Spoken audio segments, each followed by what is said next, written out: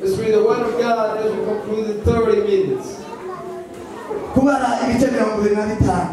Numbers 25. Duele ku murongo wa gatandatu tugeze ku murongo wa 10. From 6 to 11. Umwe mu Bisiraheli araza azanira bene wabo umumidiyanikazi mu maso yego mu maso ya Mose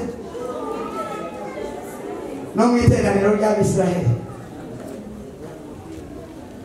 Baririra ku muryango w'ihema ry'ibonaniro.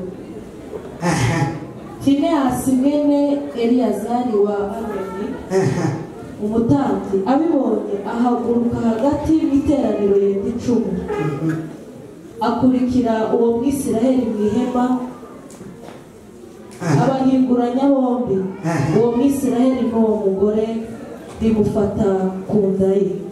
Mugiga ishirubwo mu Bisiraheli. Abishwe na mugiga iyo bari inzovu 2 n'ibihumbi 4. Uwiteka abwira Mose ati Finehasi mwene Eliyazari wa Aroni umutambyi atumye uburakari bwaje buva ku Bisiraheli kuko yafuhiye ifuhe ryaje muri bo agatuma ntarimbuza Abisiraheli ibyo fuhe ryaje. Turangirize mu bitabo Concluded the book. Insanganyamatsiko yacu mu Bayibuli Hebrews 12:14.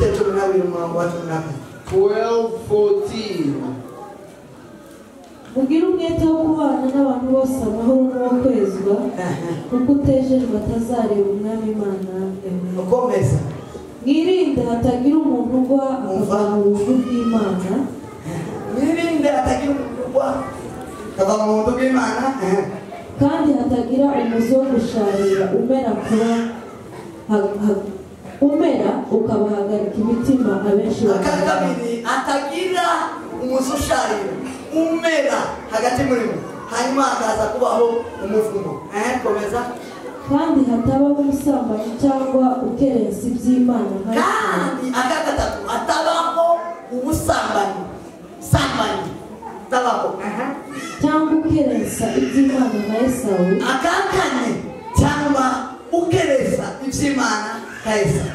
Waguranye umurage we n'umwana w'imfura igaburo rimwe. Kuko muzi yuko hanyuma y'ubwo yashakaga kuraga umugisha atemerewe. Nyuma yo gusuzugura ijambo ry'Imana yashatse umugisha ariko ntiyabyemererwa. Kuko atabonye uko yihana. Nubwo yabishakaga cyane arira. Nakira ijambo ry'Imana. Waliona Biblia zingine mmesoma. Asante. Sababu ya muda. Is that of time? Tuendelee. Let's continue. Bwana asifiwe sana. Praise the Lord. Tuko katika nyakati za kutakaswa. We are in times of holiness. Mwezi huu, this month, mwezi wa kufikiria juu ya utakaso. Is a month to think about holiness. Mwezi wa kufikiria juu ya wokovu ulionao. The month to think about the salvation you possess. It is the month to intervene the Christianity that you have. So many people don't get it along. On Thursday, I told you what kills a man normally shuts the ears deaf. What kills you? What is about to kill you? The first thing it shuts off is your ear. The second, it blinds you, so you die. What shuts your ears off? And you never heard the word of God all this time. You spoken in the morning, repentance, then you don't repent. They call, but you don't receive the call of God. When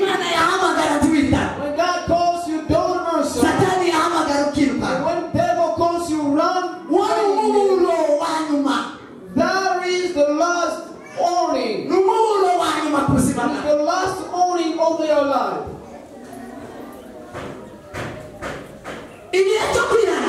Times of repentance is limited. To repent will never stay forever. Not at all. Here's a time. The voice of warning, it is for a period. And it's going to end. Praise the Lord. Then when there is a voice of warning, and then you take it lightly and don't think about it, just know that death is nearby. Death is knocking. When death is nearby, you are dead almost. What can only serve you is the ear that is opened. What can only serve you is the eyes that can see. Praise the Lord. Say that's what David says, give me how to number my days, so I will have the heart of wisdom and no season, and no seasons, and know what is passing by, know what has been talked here, and understand the atmosphere, and understand the area where we are. Amen. Amen. David said, I gotta have the heart of wisdom. He already saw times. He understood seasons and times. And he was at work. And he prayed. He said, God, give me wisdom to number my days. And a certain singer sang, he said, days are passing by. And as it's passing with so many without being saved. Days are passing by. A week is passing that will never come back. Hours are passing that will never come back. Time is passing and it will never come back. And he said, days are passing. And it's going fast. As it passes without knowing the Savior. Without knowing the Savior. Brothers and sisters, this is great opportunity. This is the opportunity from God, given to be in the presence of God and listen to His word. That is alerting to us that this is the time to check how you stand. This is a checkup moment. Even people who are living this life, a man who knows how to take care of himself, they check their every step life, so nothing will surprise them. But Christians who are sleeping, the Church of Christ can't jerk themselves out. They don't introspect themselves. They don't introspect themselves. That is agony.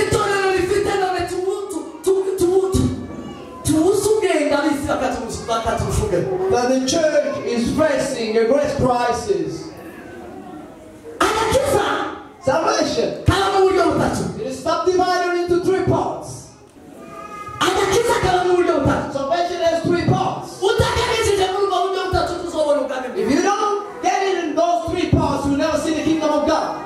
We are saved in 3 different sections. We are sanctified in 3 different sections. The first part is to come out of the wickedness of the devil. It is to come out of the wickedness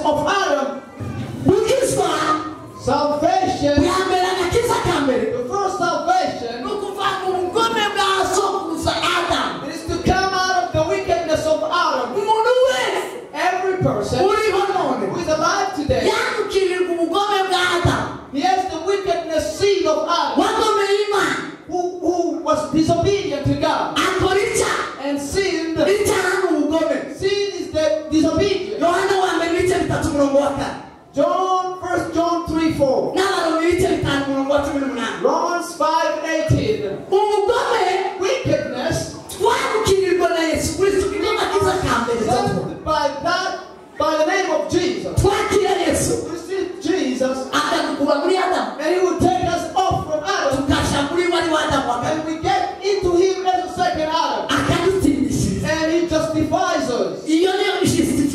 That is the justification. And we receive that. And then we receive salvation. That's today. Salvation to make the Lord as your Savior. The reason I doubt people who walk in the who believe in the grace. They say we receive the grace. And we got forgiven for grace. And therefore the sin you see, it means absolutely nothing. Doesn't lie. When a person is saved well, Jesus becomes his Lord and Savior. You say, I am served. Jesus is Lord and my Savior. Jesus is my Lord and my Savior. What does it mean Jesus to be the Lord and my Savior? What does it mean Jesus to be your Lord?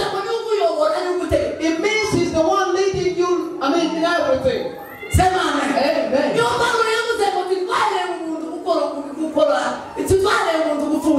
That's why the word said we didn't receive the grace for nothing. The grace that will allow us, but it pushes us into love of God, and then we are loved by God. And it becomes our Lord. He leads us to speak how we should work, how we should walk, and what we should do. He is the Lord. And he justifies you. He has to justify you. He calls you. After calling you, he brings you to the second stage. Second stage. The one we are in today. It's called sanctification. Sanctification. It is the purity. Being pure. It's what we read in the book of Hebrews. And John 3:2. We sanctify from all the filthiness, from all mistakes, where we get profane. The person goes to work and he works, and after work he sweats, and then he goes dirty. And for those God he called, and the work he called them for, and in that work we are working in the world, and we get dirty,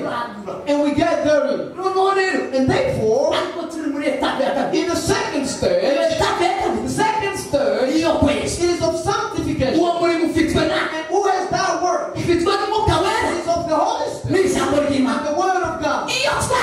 When we are saved, we receive the Word, we receive the Holy Spirit, and it cleanses us day by day, and it cleanses us in all our lives.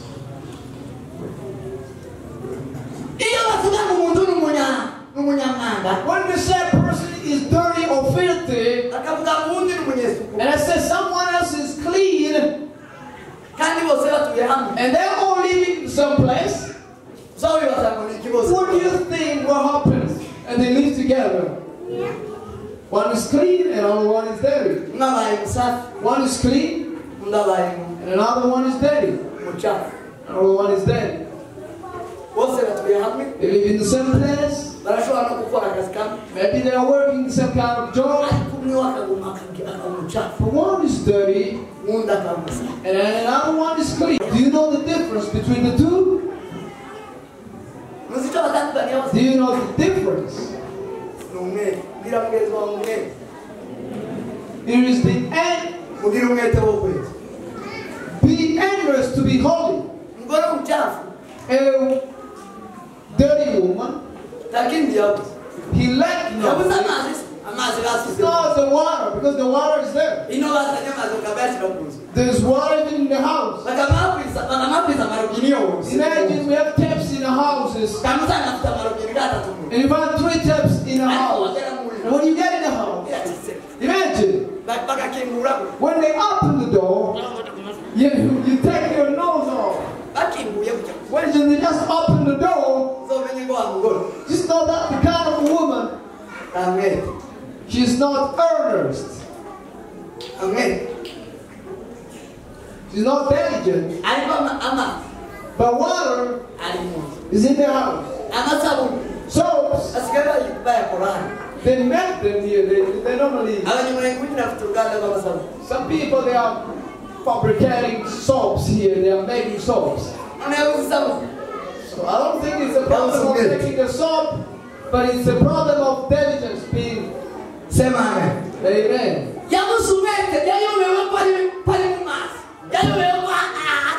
A person got slow and he doesn't understand the area where he is. Area that can provide all the tools.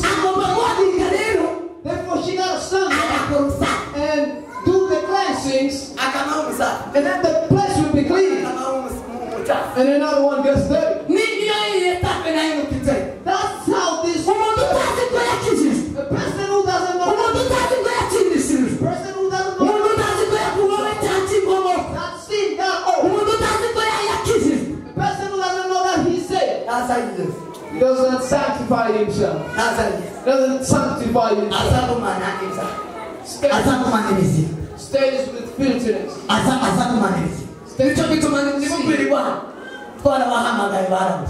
Stay here. We normally call people and people are not calling. Those who came, God bless you. Came very good. Say amen. Praise the Lord. Say amen. Praise God. Say amen. Praise the Lord. It really touched my heart. God bless you.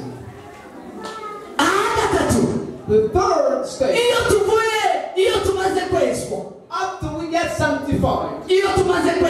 When we are sanctified. The Holy Spirit and the Word of God. To cleanse a person.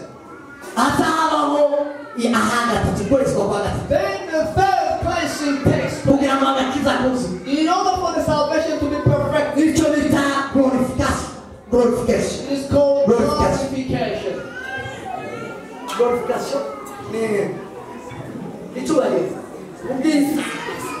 Glorification.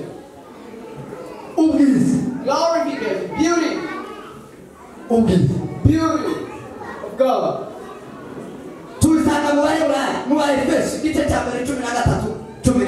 Found out in Ephesians 1:13 to 14.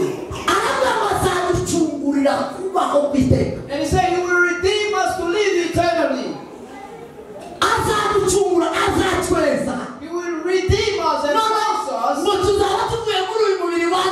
We'll be off this glorification.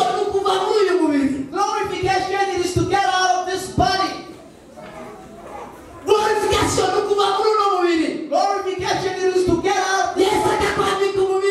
And Jesus puts on his body of his glory.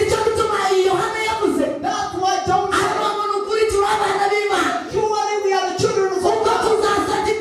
Now we look like it's not yet manifest. When he will manifest, we will look like him. The glory of his body. Wearing his body of glory that can never be filled. The day Jesus rose with the body that can never be filled. There is the day he rose up with a body that can never be stopped by any war. Then Jesus rose. Came up with a body. The body of power. Not the body of glory. Of God's kind. Amen. Hallelujah. Praise the Lord. That is true salvation.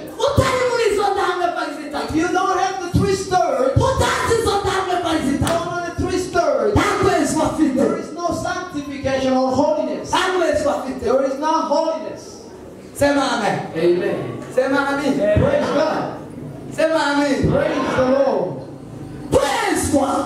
Sanctification or holiness. It is to check your salvation. Maybe you got justified. Person who is justified is the one who entered the call of God. The one who answers the call of God is led by the Spirit of God and His Word. That is profitable to cleanse the person and perfect the person. And He waits the day of judgment. Amen. Amen. Amen. To be off this body and receive a new sort of life. That's why we should never fall in love. Because we're never going to take it. It's not to enter the kingdom of God. Not at all. This is to be rotten. This will rot. Let it not come. We read the Bible. It said, be aware. So none of you should fall from the grace of God.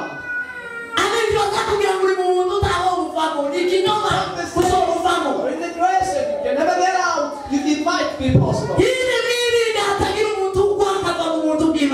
aware so none will fall and get out of the grace of God. Life to you so will be free.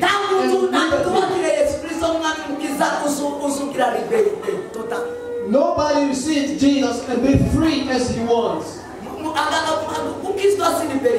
Salvation is not liberty from any master. To be saved is to be learned by God. Amen. Amen. Salvation is to be a slave or a servant. Is to be a servant. A pauper is a free man. He doesn't have laws to follow. Not at all. Not at all. Speaks how he wants. And he does whatever he wants. Enters wherever he wants. He changes colors like chameleons. He is in every sort of thing. But a Christian. He has borders. And he doesn't cross Adam. Where God is ruling, the glory of God, he doesn't. He's always in the kingdom of God. He's always in the center. Say that I can't touch. I don't get there. I don't sit there. I don't drink such. I don't drink alcohol. I don't drink it. No. No.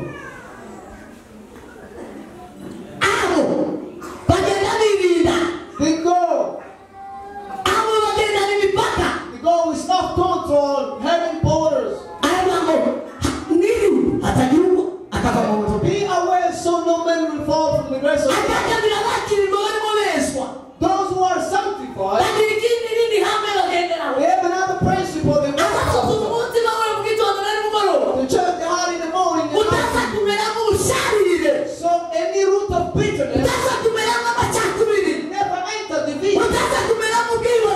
Pride should never be there. I mean, all kinds of wickedness. And he will discern people. And he can probably be profane. The bitterness in the heart are the case. Every person with a wicked heart to conflict people, to divide the people. A spirit of dividing people. That spirit brings the curse. He said, all those who are sanctified, those who are sanctified, they again look at the principle. They say, guard your heart. That's when the issues are. So many root of bitterness. And the person goes back in the old life. Goes back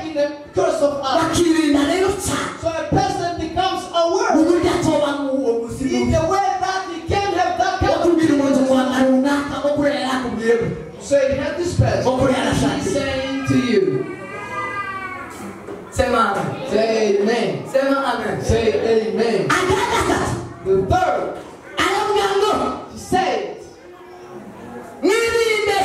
be aware. So fornication will never be. There's two types of fornication. This fornication he was talking about. This fornication of committing sexual immorality.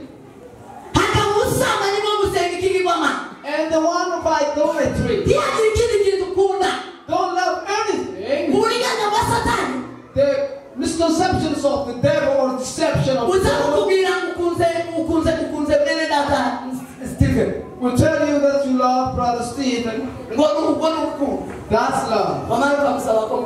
And then you ask him to sleep with you. That's not love. That is wickedness. He said, therefore, be aware. So the deceptions of the devil will never be there to tell you that we love each other. We loved each other. We loved each other, so we should fornicate.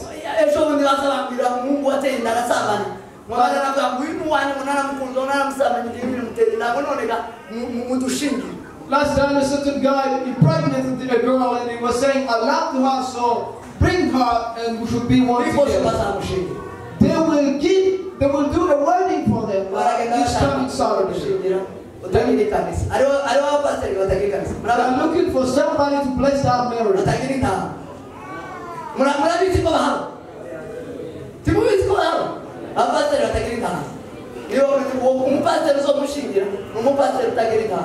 So pastors who don't have to lead, they are the one who will bless that marriage.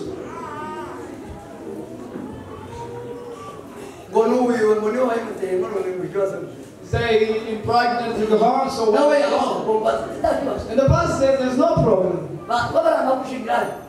How can they stop blessing your marriage? Come on, bless your marriage.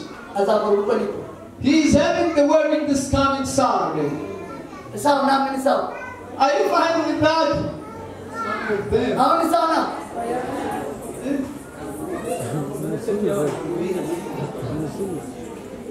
oh yeah, How can he repent? She belongs to him.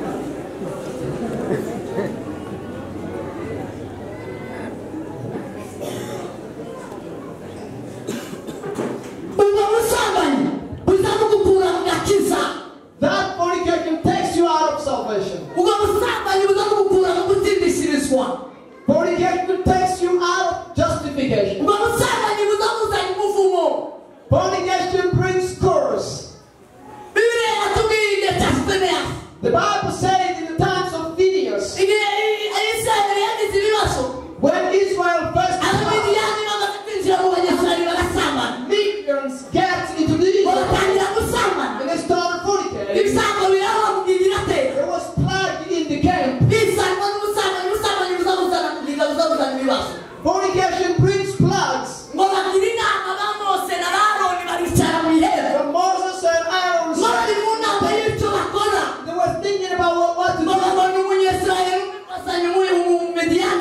then so one Israelite passing in the tent of God, and they started fornicating. Phineas took a spear by the seal of God. And went and threw them a sailor. He threw them to the ground. He threw them to the ground with the spear unto the bottom. He got to God. God told Moses, told Phineas, he has touched my heart. And of the wrath I have he's killing seed. I'm taking out the plagues in the midst of the children of Israel. Taking the plagues off because of Phineas. Sin of fornication is over in Israel. And I'm even forgiving the Midianites today. Amen. 24,000 people died.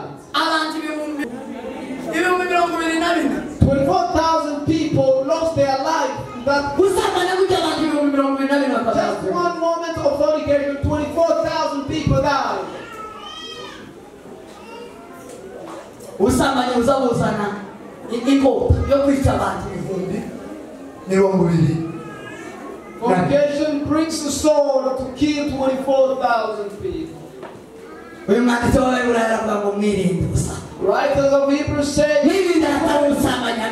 that fornication should never be mentioned in your midst. And he again said, being aware of this one thing also, to profane the things of God, profane the things of God, don't despise the things of God, don't despise the things of God.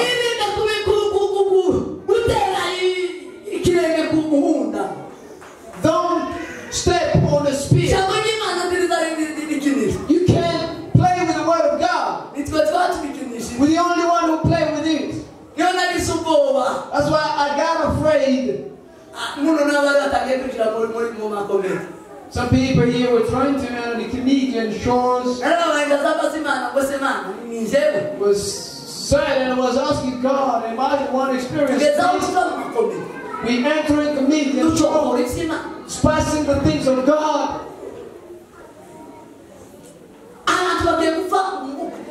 People are about to die in spirit. A very tragic death. You despise the things of God. You despise the things of God. The man who did that was Esau. Esau despised the things of God. Say amen. Say amen. He despised it. He despised to be a firstborn. Firstborn in Israelite culture was someone great. You belong to God. If you would give birth to a firstborn, you give him or her to God. That is a child of God. The firstborn,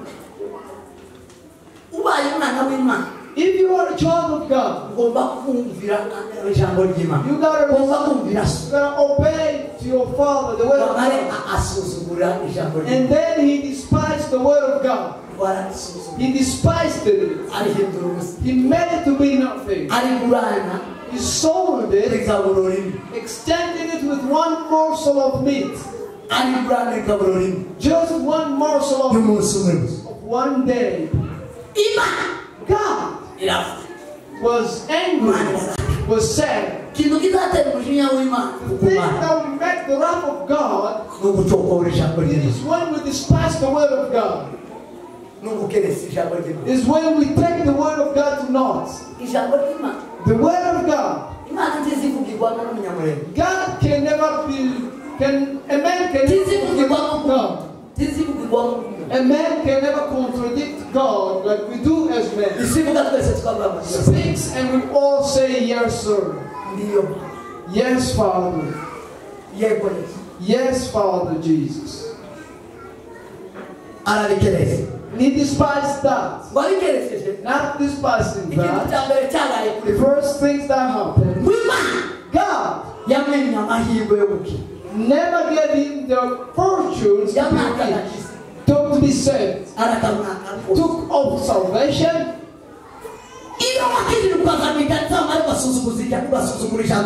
When he was saved and you come in the church and you despise God's word, why you should respect it, you despise it. Make it nothing as it is. God takes up salvation. God took salvation away. And he never recognized that. One day they were receiving the blessing. God ready to receive the blessing. He thought he was going to receive the blessings of his father, but then he didn't receive it. That's when he got a work, trying to repent. He sought it with tears, the Bible says, and he never found it because he despised God's word. What does the Bible say?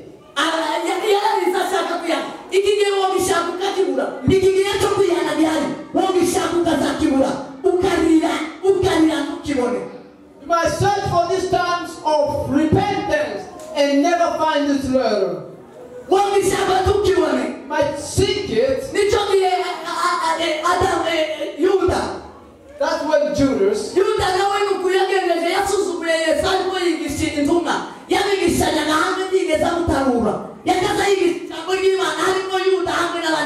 Judas was with other disciples when hearing the word. But then Judas despised the word. He didn't believe in the word. And when the time came, after doing all his ways, and when he saw the outcomes, he said, I want to repent. He cried a lot. And he was hard to get, and then he hanged himself. He never had the money he saw. Because the time of repentance was over. That was like it with take your Bibles, we read and finish up. I'm going to tell you how every person who despises the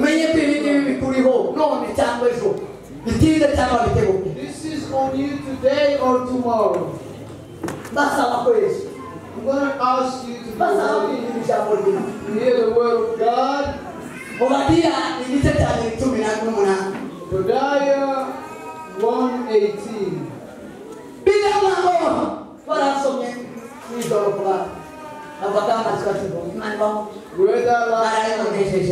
God bless overcomers. They're not even sleeping. A word.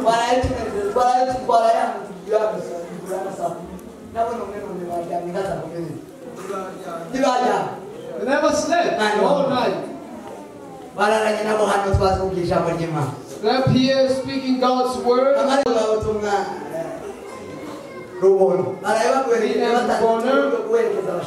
They gave the offering for the preachers. You got God.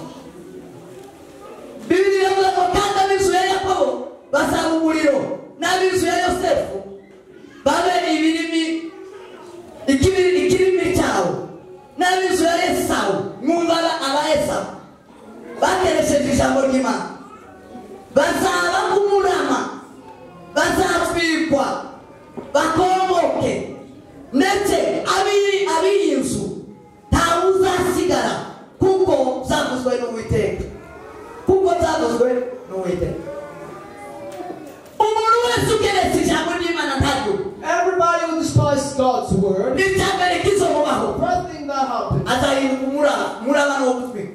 it becomes yes, something to be burned. Something to be burned.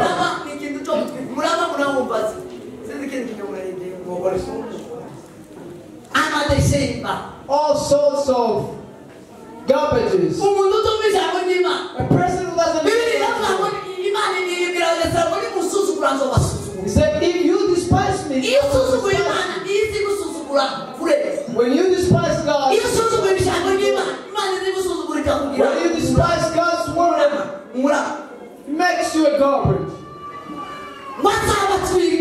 He said he will burn them, and they will burn. The people of this house of Esau, nobody will stay and remain because the Lord said so. Remember the children of Korah who went against Moses. Nobody remained. Not even one. So the things we cleanse ourselves from, it is so all these cases will never come to us. We cleanse ourselves so these four things will never be. So these four things will never be open. You get before God, born with glory after this life. Receive the word of God.